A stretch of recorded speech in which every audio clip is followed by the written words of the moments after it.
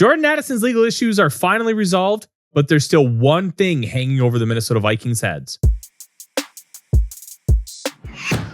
Minnesota Vikings wide receiver Jordan Addison was arrested on charges of driving under intoxication in the state of California last July in 2024. Now, the case had kind of taken some ups and downs and had some hearings, had a trial scheduled for earlier this week on Tuesday, July 15th, but they postponed it for a conference on Thursday. That is when we got the news that they had settled. Addison had taken a plea, pleading guilty to what essentially is called wet reckless, a lesser charge, and he will receive a small fine.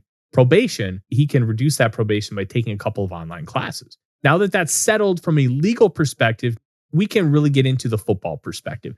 How is this going to impact the Minnesota Vikings in 2024? We believe that Addison is going to receive some kind of punishment from the National Football League.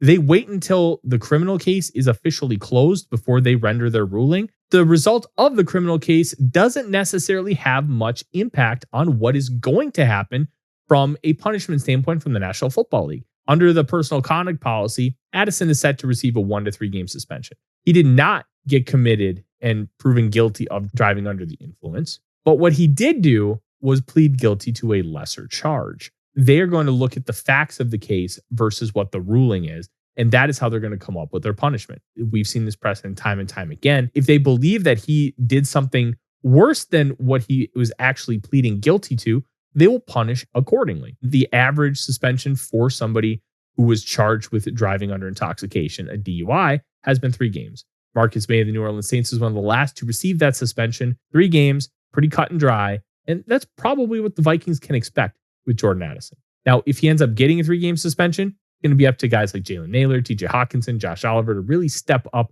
and fill that role. If it's less than 3 games, that would be ideal because the Vikings play the Cincinnati Bengals in week 3, and that is going to be a tough opponent to beat because that offense is dangerous and lethal. Now that the criminal case is closed, we can get to what matters on the football field, and that is how many games Jordan Addison will get to play. I'm Tyler Forness with AZ Sports. Skol Vikings.